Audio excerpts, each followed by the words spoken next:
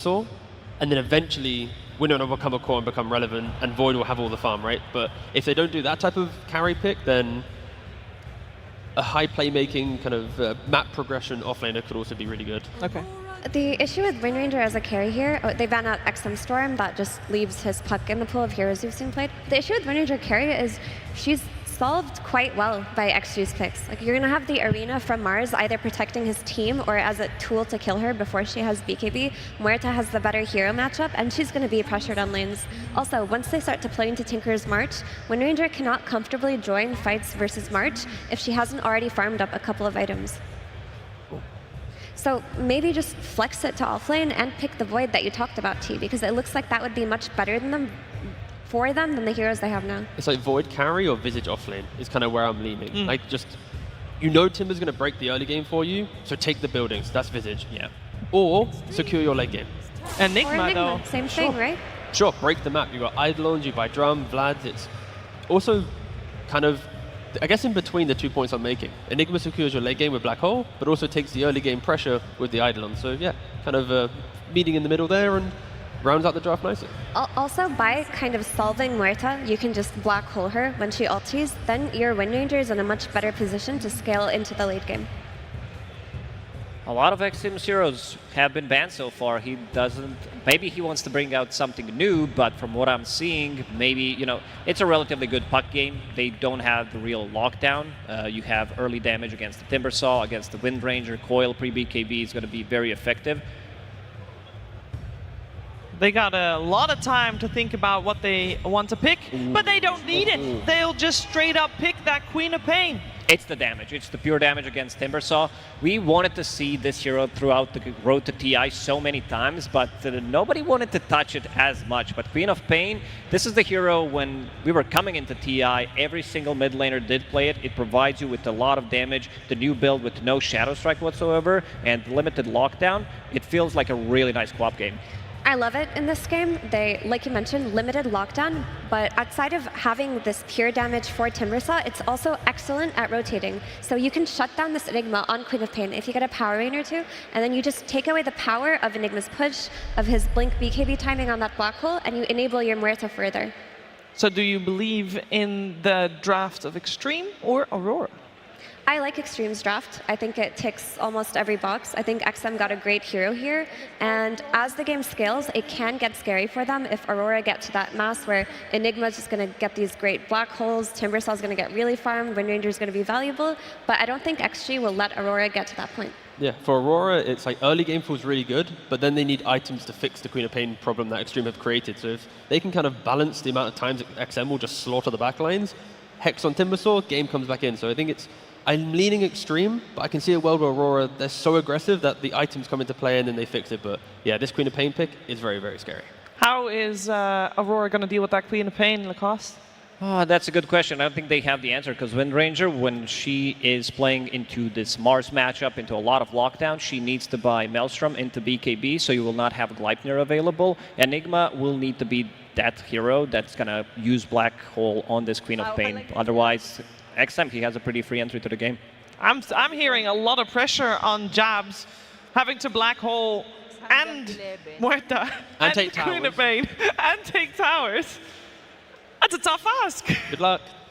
All right, so then I would imagine that for Xtreme, they're going to try to shut down Jabs a little bit, Effie. They should. I think Queen of Pain, like I mentioned, is an excellent rotator, but all of XG's heroes can playmake if their side lanes get off to an okay enough start. You can all of a sudden bring your Marcy to the Queen of Pain. You can do these two-man smokes. You can invade the enemy jungle. Okay, let's see what's going to happen in this first game of this best of three. Before we head into the game, though, we're heading over to the stage where Tsunami is with Coach Sunbeam. Thank you very much. I am joined by Sunbeam, coach of Aurora, where I was hoping to go back in time a little bit with you because it was a few months ago at PGL Wallachia that you spoke to me about the concept of fraudulent wins, which are wins that your team gets the W, but you're not really happy at how they got it. So I was wondering about your heroic series earlier. What was your stance on that as a coach? I'm happy we won. I mean, like, honestly, yeah, it was probably one of those fraudulent wins, but win's a win, dub's a dub. we take those, especially if it gets you to a stage like this. And how about taking heroes like Timbersaw? You are one of the few teams that have found success with it at this event. And was it a Jabs idea, was it a Lorenoff idea, or you didn't even know until the very end?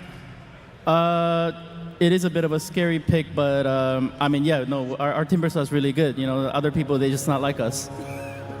You guys are built different. Well, I can't wait to see how it plays out, Sunby. Looking forward to this game number 1 as we send it to our casters. Thank you so much, Neil, with the always good interview, hearing how they feel about the draft, how they feel about the Timbersaw, scary hero, and one that we weren't sure if we were even going to be able to see. It's so iconic for Aurora. Yeah, there's a couple heroes who've had those L's over and over again, but the teams come back to them because they have the confidence. And he says, they not like us. We have the Timbersaw on lock here. Unbelievable. Yeah, well, I'm really excited to see how the rest of this game goes, too. Already through the draft, we saw some crazy switch-ups at the end there. The Enigma, we saw this as an answer a couple of different times against these, like, iconic position ones. You think back to the way that, you know, Beast Coast were able to take down Hector, Vitaly playing on it, and this time all of that pressure is on Jabs. Can he hit the big black holes? Are they going to be able to shut down Ame? It's the Aurora Classic, right? Leaving that last pick as late as they can in the draft for Jabs and putting a lot of pressure on him, right? Whether it's trying to go for a faster game with the Visage or trying to be the person who has to do so much in this one on this Enigma, it's just something that they've gone to before, and it's been successful. So all the pressure on Jabs, he knows how to handle it. We'll see how it goes. As already out across the lanes, XM playing on a Queen of Pain, another super iconic hero, and one that is probably going to create a good amount of issues early on here. We've seen these Dagon build rushes, this item that's been like completely out of competitive, but now with this masochist facet, you see it get rushed so often, and then you start getting this crazy intense burst damage out of her. Yeah, I think the Queen of Pain alongside pretty much every hero in this game, I look at the players and I think, yeah, they're happy. You know, like we're watching this draft and just thinking that they've all played a lot of these heroes. They all feel very comfortable on them.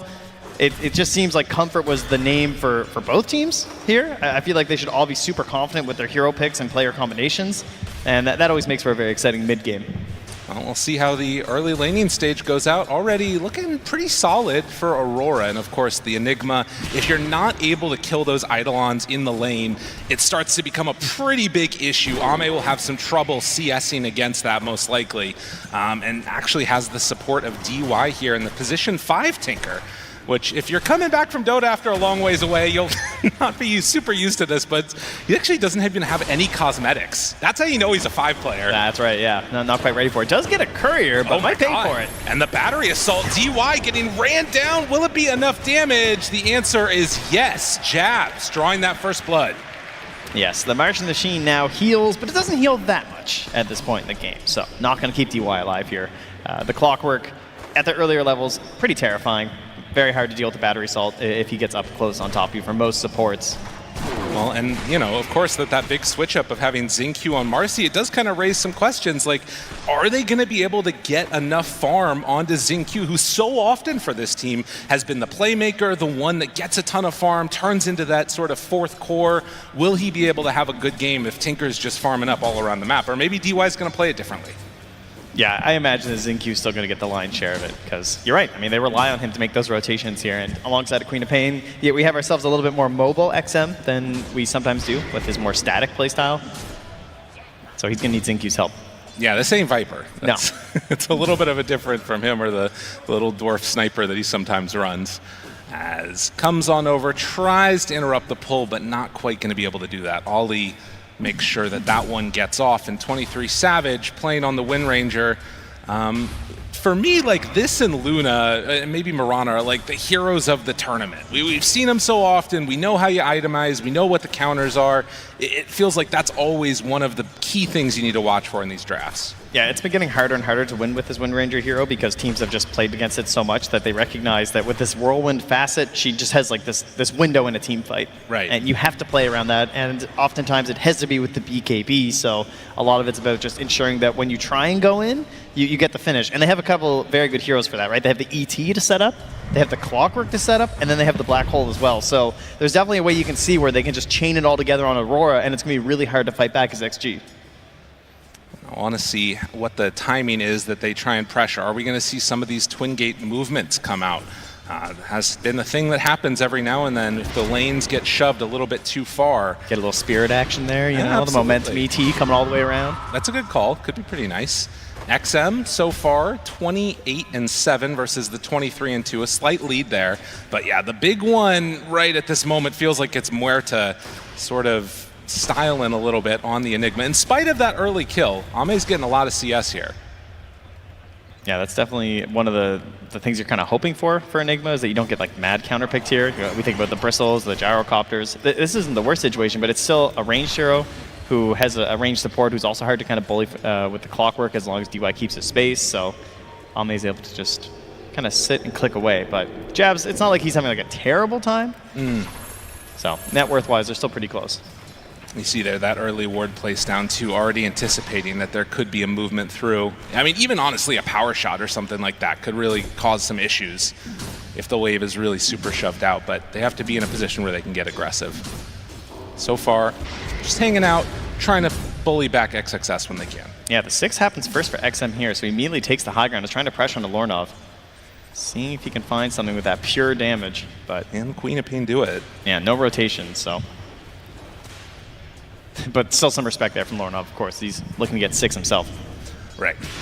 Yeah, just going to whittle him down. If Lornov steps too far forward, that's a pretty easy move for a kill. The big thing to watch, 6-minute runes coming up as Q is going to stack those Ancients, and it is going to be an Arcane rune. Oh, that's so good for your first rotation as Queen of Pain. Having that faster Sonic Wave to come back. And now even glyphing the wave, wanting to run back behind it, takes a tower shot or two, but is going to bully all the way forward.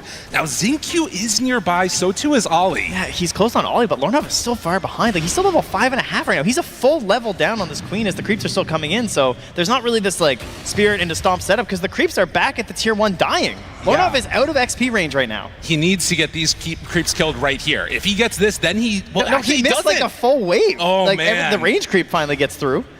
He didn't even get it off of those other ones because he had his 2 supports nearby. That's so brutal. Those soaking a little bit of XP means Lornov still doesn't get level 6. And you can see how rough this little window ends up being here. Some pressure onto that tower. And XM might just be able to do it again, honestly. 7-minute mark, though. Yeah, that's going to pull the supports away here. They're going to go back for these Wisdom runes, each grabbing one here. But yeah, you can see, needs to be very wary. And XM, as soon as he's off the map, you've got to play careful on these side lanes. Even if he's just farming up in the jungle without any extra knowledge of that, I mean, could be a very easy rotation for a kill onto Aurora. And we just saw Lornov get 6. That's now level 7 there for XM in the mid. So quite the gap here. And that extra time means Jabs, he gets to his level 6 as well. Unlikely you get great usage out of this killing Ame, but if you can, it would obviously be amazing. They do bring 3 down bottom, though. Tempting fate slightly there as Ollie and Q are going to back away. Kind of like an awkward support duo to make rotations and get kills until you start getting those ultis online. Yeah, you really need the hookshot available there for Q. He's currently double stacking in the jungle, though, using his flare. So they're trying to make a big bank at Ancients. Yeah, help out their cores. A nice way to try and set Lorenov up for some more success later. But in the meantime, it's constant pressure, and this tower now down below half HP. Just whittling away slightly. Little Invis play here. They're going for it. A jump forward, wanting to find him. Dispose, pulls back. Is it enough damage? He's super low, and it is. I think you even saw a blood grenade get thrown in there as they find just enough damage. Yeah, XM had one with him there just to make sure that first rotation was going to be successful. And, well, it didn't take much rotating. Just gets it right there in the mid. As 23 Savage now down bottom, matching up versus Ame. Would love to get something here. Although, again, like you said, he's getting somewhat low on 23 Savage, too. Quap does not have Sonic Wave, but a rotation with just a couple points there might make the difference. And DY forcing 23 Savage back. He actually can't get through the Twin Gate. He's going to have to TP back up top. So now they know that he's stuck up here. And Aurora not able to get things going their way early, off to a 3,000 gold lead at just 9 minutes. Yeah, and that's that mid tower down. Also, level 8 on XM has the 4 points in the Scream of Pain, because he took the second point in the Shadow Strike to help out with the laning stage, and it didn't even really punish him, because he didn't have to rotate. You know, he got some help coming to mid lane. He had this big level advantage over the Timbersaw as well. So this has been going very, very well for all 3 cores of XG, as you can see, as they're the ones at the top of the chart. But they're not that far behind. No. Sure, Lornov's not having the best time. But unfortunately, I guess the Enigma doesn't have the best early rotations. Neither does this Wind Ranger. We all know how greedy she feels. She wants this Maelstrom. And then into that early BKB more than likely. It's going to be hard to afford an early Gleipnir in this one. It definitely feels like they're very much taking measured losses at this point in Aurora. We just saw a smoke be used by Aurora to clear an Ancient stack. Yeah. Like, so that way you wouldn't take extra damage on the Timbersaw. He could stay out on the map. All of those Ancients are now dead. It's, you know, obviously not being used to get a kill, but it's being used to generate net worth independent from that. Yeah, and some experience as well here for the support duo, right? Because again, we need level 6 here. Try and get Q as well as Ollie into those ultimates. And I think this was the other thing to consider. If we think back to that draft, there was a question on that 4th pick. Do we take Timber? Do we take Darkseer? He's so close to hookshot. They're really, really right there, but it's not going to quite be enough. 19 XP away. They're coming to invade to try and steal it away. The stacks have already been taken, though. So at the very least, making the move to clear those first, and now they're going to try and block out those camps. All right, they're under a ward here as well, as they will get 6 on the clockwork. So XM knows that they're nearby. How many of these losses can you take before you start to need to make some counter move of your own? It's only 1 kill to 1 kill, but the pressure around the map definitely being applied by XG. Yeah, and I mean, you can see XXS up there. I mean, he's 0-0-0 on a Mars at 11 minutes. Like, right. He has just been chilling. Last hit's 85 for himself. He's super wealthy.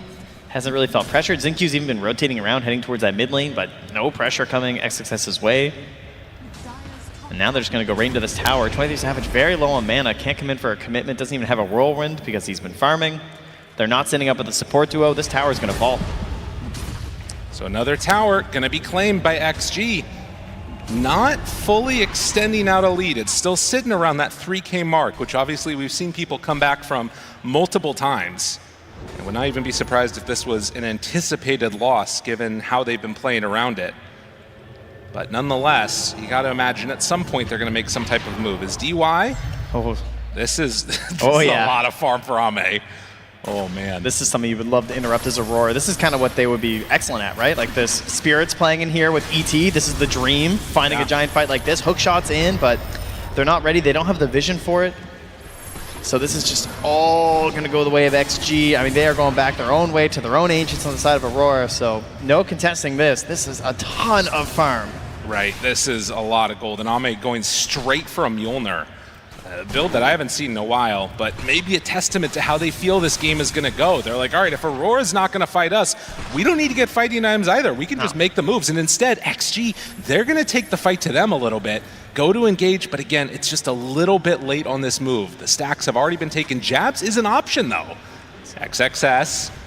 He's just behind those trees right there. Does he realize where Jabs is at? Reveals him for the moment. Malefice down. Black hole on to 3, but there's no help nearby. TP's come help me, team. Team, please, I got them all. And there's the shackle shot. Connection out. DY in trouble. Sonic wave, but it's not quite enough to kill off Jabs. Can they look for more? Lorenov finding DY. They're going to kill the Tinker. Find the finish on to Xinq. Just barely getting out of there. The Chakram's not quite on the mark. And Aurora, they're going to back away. Oh, great escape there from Xinq. Almost got 3, but Jabs, he didn't even know that he got a 3rd here on the black hole because of the blood sport. Guy can't see in the arena and he catches 3. That's crazy. Well, not often you see the 3-hero black hole at, 12, 13 minutes, and then nobody surround him to help. But it ended up working out for Aurora as the TPs came in. You know what's funny about that is that Jabs had to tell his team, hey, I got them all, guys. Come TP, because they couldn't see it. Yeah, they got no idea what's going on here. You can't see inside that arena. And so Malefice down, black hole, and then, guys, I got him. Yeah, Xinq was mid going for the rebound there, so he doesn't have it in this play either, so he can't assist his team on the actual fight immediately after. 14-minute. XM stepping forward. There's a lot of heroes right there. They want that Wisdom Rune, but Q's in. And they managed to take it. Q with the Wisdom Rune. Hook shots to get out, not wanting to take this fight. Does not have that facet. The hook up past it, yeah. Just to clear up. Just wants to escape and survive. Well, still, XG with the slight gold lead in spite of the way that fight went. Because this is the problem, right? Once Black Hole is down, you don't have that many great fighting spells. That's true, but I think that actually went pretty well for Aurora. They were trying to really choke them out there by trying to get in there, get the 14-minute Wisdom Rune right, knowing that they can't fight, but Q able to sneak it away and then immediately hookshot. Like, that's a lot of time where XG could have been farming up more stacks, and they do come in and obviously take a lot of this net worth away from Aurora, but I feel like XG just kind of swung for a big haymaker and only got him a little bit. Trent, it is 15 minutes, and there is a carry with 1,100 HP in this game. Listen, Ame, you know, he's an older player. He's a fan of the classics. He doesn't even know what a Gleipnir is. That's right. He just says, "What? I will shoot. I will do the damage. My teammates are supposed to control them. That's not my job." I mean, he is very, very susceptible to getting blown up in this game if things go a little bit wrong. I'm reminded of that PA game that he had the other day. No, we don't talk about that. They're looking good in this one. It's a glass cannon build, that's for sure. If they can find Ame in these fights, he's going to be in trouble. But so far, he's either been able to stay out of them or buy some extra time for himself. Ame wanting to be that big damage dealer later, the uncrowned king. In the meantime, for the rest of the squad, it is slowly extending that lead for XG while Aurora try and build into these items that allow them to fight. Yeah, you can see right there working on that pipe there from Jabs, and then the BKB probably going to be the most important one there for 23 Savage, and we'll see how these timings match up with a potential first Roche as well. All right, will they be able to secure that and then really put the screws to them? In the meantime, XM going in, I think it was for Shivas I saw, after finishing off the Dagon 1. Yep. So, does have the Veil coming out. It's a 5K gold lead. They have some pretty good vision here for Aurora. Have an idea of where they're moving. XM going over their ward, so they're trying to set up a ping. Q has the hook shot. All these nearby. This looks pretty good. Get him. Misses it. Not quite on the mark, and as soon as that's down, like the whole fight falls apart. Jab's TP'd in for that. He's got pipe drums right now, would love to be able to set up for a fight, but no chance to connect. Oh, that's a painful one there for Q. Someone who's been so consistent on these support roles and has clutched out many a gank for this team over the year, not able to get that one. Right. Well, and with, again, sort of the straight-up matchup here, you got to imagine that Aurora, they're seeing something in the draft, they're seeing something in how they anticipate this game going, where they're confident with it going later. They're very much willing to sort of look towards a late-game Black Hole as the answer. Obviously, the Wind Ranger can just be such a monster in that window as well. We'll see if they can get there. Yeah. They're not panicking, right? It's not like Jabs is rushing like Blink BKB. He finished the drums, he finished the pipe. I think things are going to be okay. Our support duo is extremely good at defending towers, right? As long as no one gets picked off and it's to one side of a fight or anything, right. ET and Clockwork are really hard to push into. Especially, like, as you pointed out, when you have a carry with a pretty small HP pool. Right. Yeah, Muerta always a little bit susceptible to that. But XG, they are going to make the move into the pit now. So the first Roche attempt of this series.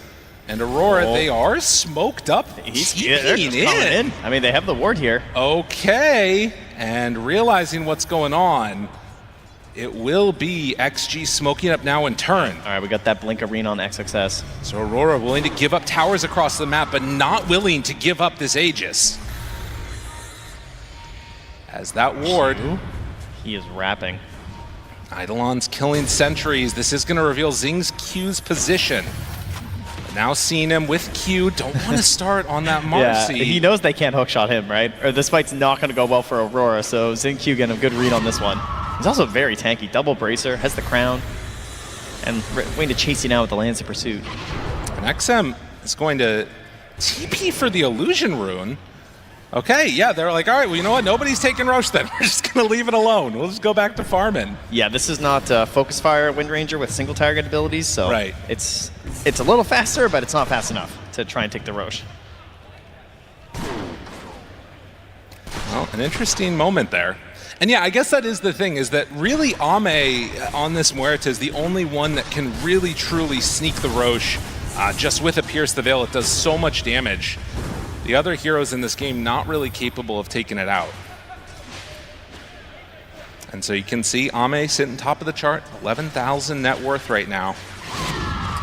And the main hero that's sort of catching up independent from the cores is that Tinker, as we were talking about. He's having a nice time, already with the Holy Locket in the mech. Yeah, DY not the player you think of when you think of scaling and farming a bunch on a support, but knows he has to do it on this one. Right, and almost like single target, I would imagine, just completely focused on keeping Ame alive in these engagements with that barrier and everything else that he can throw on him. Yep, it's maxed out here, so ready to go. So 7,000 gold lead. Hits just keep on coming as Roche is going to go down south, but a smoke up now comes from Aurora. They've got the clock and the Enigma together, Lorenov in mid. It feels like you got to do some like hook shot into Cog's back with Black Hole if you want to kill the Quap. Anybody else doesn't feel like, it feels like you're committing a lot to get the finish. Yeah, pretty much. I mean, 23 Savage does have the BKB, which means he can now build into that Gleipnir. Okay. That'll help you out a lot, but XM still almost done the Shivas, just about done, and then you imagine it'll be defensive item after.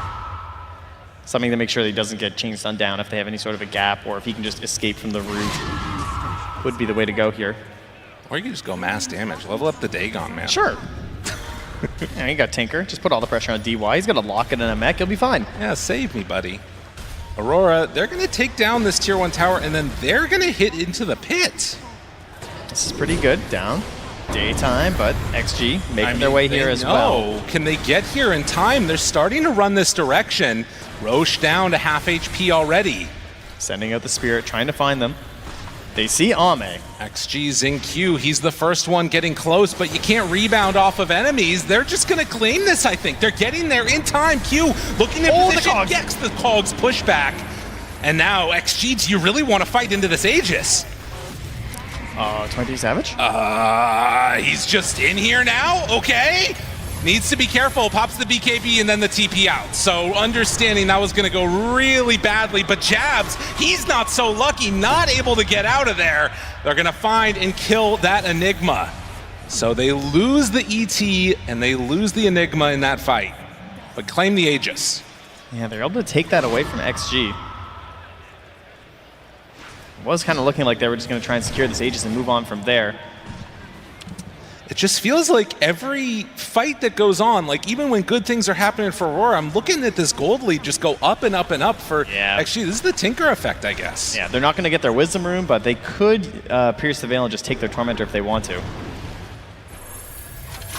Be an opportunity. Don't even need to if they can just all run on up here. No pierce the veil required with a Mjolnir. Lorenov sees it's being taken. Can he steal it away? Not quite.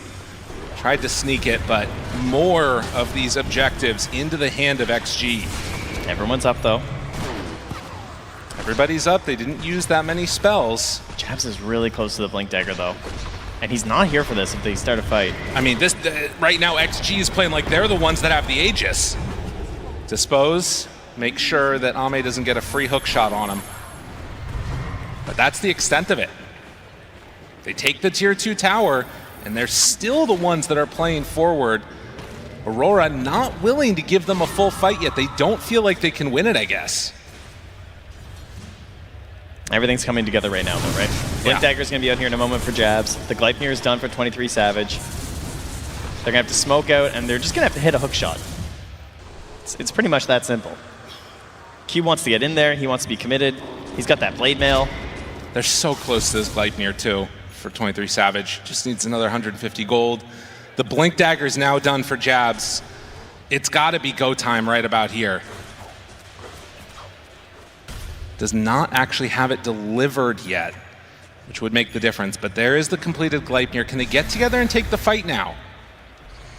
Currently, there's only 2 heroes up here. They have good vision. And Ame. They're going to smoke up. All right. Now moving in towards mid they go. They find him. Xingqiu right at the start. Disposed, didn't hit the shackle, and now control is out. Do they have enough to bring him down? 23 Savage living. Hook shot landed onto DY. Jabs on the side, finds Ame, but where is his help? He doesn't have any friends nearby. Ame gets slept for the moment. Well, the fight's going on down south. Lorenov can't get over to it. That was a full black hole, full sleep. Ame is still living, and now he has a regen rune, but it's not going to be enough to keep him alive. Aurora, they waited for their moment. They take the fight. Exactly what they needed, and can they find XXS2? Oh. Shackle, but the blink away. There's the TP out. Yeah, no one else going to find him there. Hey, that isolation play by Jabs, right? Yeah, he knows he doesn't have the allies there, but 23 Savage got the initiation in the middle there onto Xingqiu, kind of messed up how they want to play that fight. DY falls quickly after, and even though there was no one helping to get the kill during the black hole, there was also no damage coming out, which they desperately needed from XG. I mean, 247. Yeah. That's pretty low. I mean, I guess that's true. If you can just keep Muerta away and fight everybody else, you'll have a pretty good time. Yeah, got hit by the Earth Splitter as well, too, so it was just immediately like backing away from Ame. There wasn't really good opportunity to try and fight. Well, like we said, Aurora, they were waiting for a moment when they felt like they could win a fight, and they did just do it. Can they replicate that again without an Aegis this time? We'll have to see. As it does look like, at least for now, XG gonna have to lick their wounds a little bit. That ward just barely not caught. And of course, it is gonna be that BKB coming out next for XM. Yeah, gonna need it for the full commitments into these fights. Q also level 12 here on the Clockwork, so greatly increasing your potential there for the initiation. That's gonna help a lot. But XXS now have that bailout item of the Yules, either for the initiations or just trying to delay stuff in a team fight. Oh yeah, much needed. And now 4 heroes getting together up top. Of course, they know no black hole, another 50 seconds. There's an opportunity here for XG to take more around the map. And Ame, I mean, he's still very, very squishy, up to, what, 2100 HP at this point, going next into an MKB. He is going to hit so hard if he's free to just go to town. Yeah, you can see there the way that they're confidently stepping up because they have DY just mass spamming heals. He's just sitting in there with his Holy Locket ready to jump on him if necessary. And decided not to finish into the Greaves. Had them queued up for a while, but instead wants to get that Glimmer Cape. Okay. Yeah, that makes sense. Yeah, there's a lot of magic damage that Aurora can still pump out here. Well, and the other thing is you've got to think about that natural order, too, from the ET. Yep. So often it has, like, the most effect in the fights, and you can barely even see it sometimes, it feels like. So needing that extra magic resist as another Tormentor. Going to get taken down, DY. Now getting that Warp Flare. More ways to try and interrupt things, and the full MKB done for Ame. How hard can he hit? As, again, Aurora taking the more passive approach at this phase in the game. They have Black Hole back up again. Don't feel the need to really put the pressure on. You need to wait, obviously, for that Roche fight, because if they use Black Hole now in the next 2 minutes and Roche is like an insta-spawn, they're in a pretty bad spot. That ward scouting out that smoke. And you can see immediately Aurora just run to the side of the map. Yeah, they are scanning here. They're going to know that 23 Savage just moved through here. Oh, this is a big pick for them. Oh, that can't happen. BKB? Does he need to? He's just running. Right. Ollie. They'll give him Ollie. That's a big smoke. They only get the ET. That's fine. There's no Roche to immediately grab here. They can catch the wave mid and pressure that mid tower, though. And again, try and force some sort of a jump in from Aurora. And that looks like it's going to be the plan. They just set Ame up here. Get defensive DY right next to him. And look at this tower go. Another tier 2 tower taken. They're just farming camps all over the map as Aurora. Just, no, we will not be baited into this. We'll fight you high ground. We'll fight you high ground. We'll fight you at the Roche pit. Those are the 2 places for us right now. It feels like this is what the Aurora games come down to often. I feel like they very much are just like, you know, willing to take these measured losses and not really put themselves in a bad position.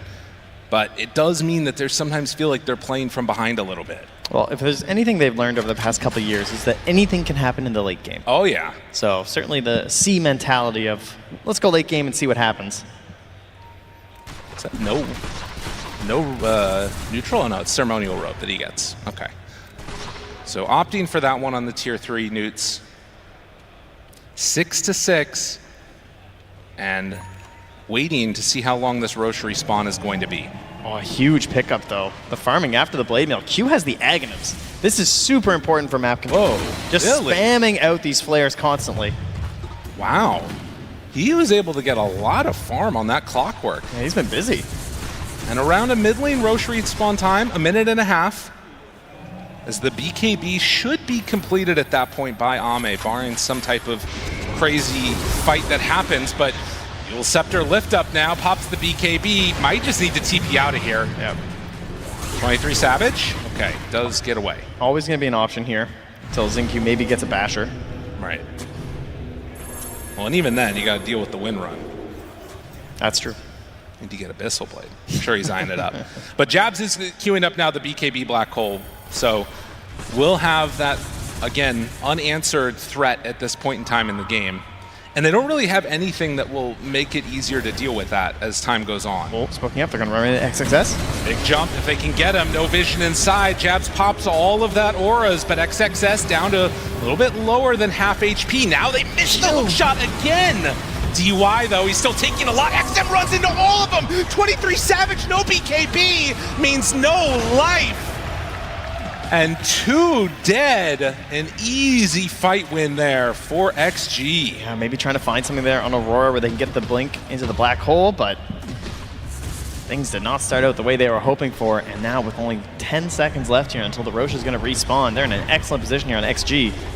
Trying to catch these waves and slow them down, but yeah, another unfortunate placement there on the hook shot, ends up missing, splitting the uprights, and now you have a little bit of a scary situation. Jabs does have that BKB ready, but now also has the dagger on him, so needs to wait for that to expire before he can run back in. They just don't have the damage to kill them right now. It's too hard to deal with. Yeah. You have buyback on the Wind Ranger, but you hate to use it here. This is going to be a full set of racks. Ame, he takes it so quickly. Dodging away from the Spirit will not get slept. Oh, if they don't get racks here, this seems really good for Aurora. Because now they can at least fight the Roche. Right, that's true. Because they, in theory, probably could have just went immediately, but they might not have been sure that it was up yet. They don't have that same global vision that Aurora do with the ability of the flare, so would have been risky if you back for the Roche pit then hadn't even spawned, right? Oh, we don't have to put that stat up there, production, come on. I mean, he's trying. You got to call it how it is sometimes. It's an unfortunate situation, but it's how it goes. One of those was to get away, though, so he hit that one. Yeah, that's true, that's true. And there's that vision as well from Aurora, now knowing that that Roche is up, going to make their way down here. And Jabs. We talked about it. As the game started, the draft, the panel, they talked about it. The pressure on Jabs. Well, it's reached its pivotal moment. That's right. It's Blink, it's BKB. It's a Roche that they desperately need to either just deny right away, like by somehow winning the fight and make it kind of middling there versus XG, or outright take it themselves. But if this just goes the way of XG, and Ame gets to march down there with his Aegis in hand on this Muerta, it's looking like a pretty hard high ground defense. You've got to put on a stop here. At a certain point, you got to say, this is how far you go and no further. Some sneak. I like that sneaky ward there. That's good. From C right there from the high ground. Line in the sand. Let's see if they can hold it, though. XM, he's the one that's up front and center with that defense matrix on. The Renoff can decide to run in if he wants. It's pretty scary into all of those heroes, but somebody kind of needs to get thrown forward so that way Jabs can follow up with the black hole. It'd be nice if they had a smoke. That would be super helpful for Aurora, but I don't think they have any, unfortunately. Actually, you can see it queued up on Ollie. It's like, please come back and stock. 30 seconds till it restocks. And, well, if they wait until that smoke comes in, the other thing to note right now is that Tinker's out pushing around the rest of the map. He's shoving out all the lanes while this is happening because he can come back in at a moment's notice. But don't pick me support Tinker. Oh, no. The scary part, though, is that if you do wait another 30 seconds for that smoke, Roche might start switching over to the other side, so they want to start it now. Oh, this is good. They forced the BKB. BKB from Lorenov 2 now. But with Arena down, that's the big spell used on the side of XG. That's been how they've been able to defend against this Wind Ranger. And now both teams buy the smoke immediately. DY, he gets his out a little bit quicker.